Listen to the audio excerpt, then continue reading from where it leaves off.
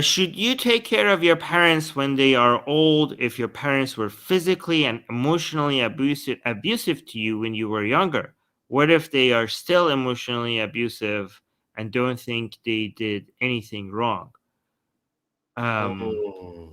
this is I generally think that I don't want like to give general advices, but on average, I think it's more likely that you need to cut out toxic relationships from your life.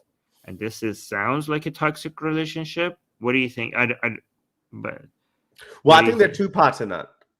First, if the first part is where it says that if they were emotionally abusive to you when you were younger and they were in charge. Okay. So that one, you need to first overcome that issue, have therapy. You should have spoken to them when you grew up went before they got to this stage where they can no longer look after themselves. So if you hadn't done that, or if you haven't done that, I think it's probably going to be very difficult for you to get over it, especially now when they can't look after themselves. So I don't think that can work out. So for anyone who's been through that situation where you think that your parents are abusive to you, emotionally abusive to you, then now's the time when you have become an adult, you need to sort it out. Okay, now that's taken care of. I think the best way to move forward, hands down, it's always to be able to forgive the other person, whoever that is. Even the other person doesn't seek that forgiveness. That forgiveness that you give to someone is not necessarily for the other person, it's actually for yourself. Because you can keep living on hating someone. You're not hurting that person. Maybe that person is facing his or her own demons, but that person, the person who's suffering the most is you yourself. No matter what happened to you. So you need to find a way to forgive the other person. If you can forgive the other person, however you do it, therapy, talk to other people, talk to the person who wronged you, whatever, that's the only way to do it. Now, once that's done, then if you're looking after your parents now, they were emotionally abusive to you, you've already forgiven them. So now, just do the right thing because, now they can't look after each other. Let me tell you a story. I actually heard of someone very recently. Um, Grandmother died, and she was very nice, comparatively, as grandmothers go. Everyone loved her. She died, but her husband survived her. Her husband had dementia and he couldn't. But he was very abusive in his younger days. Now he's alive. His wife is dead. He's got dementia. He doesn't know what's going on.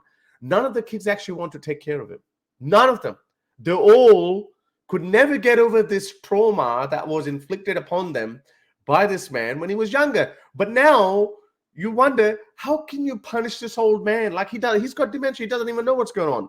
So why are you punishing him for something that he committed? And again, you got to remember, this is back in the 50s or 60s.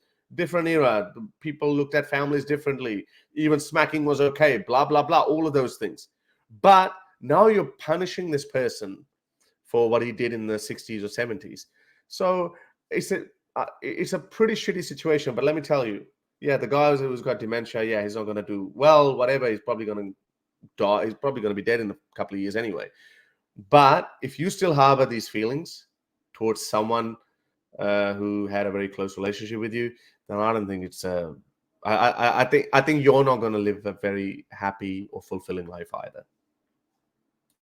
I don't know. I mean, I don't want to give advice. This is really dependent on the specific situation everybody's dealing with, right? How much can you deal with guilt? How much are you? But if you end up, I just think that you don't have a responsibility to. Again, it's very specific. How much did the parents took care of you? Was there good parts or was it just bad, right? But at the end of the day, if they did a really really crappy job taking care of you, okay, and there's no, it's that black, like there's no gray areas, then you don't have much of a responsibility to them, right? And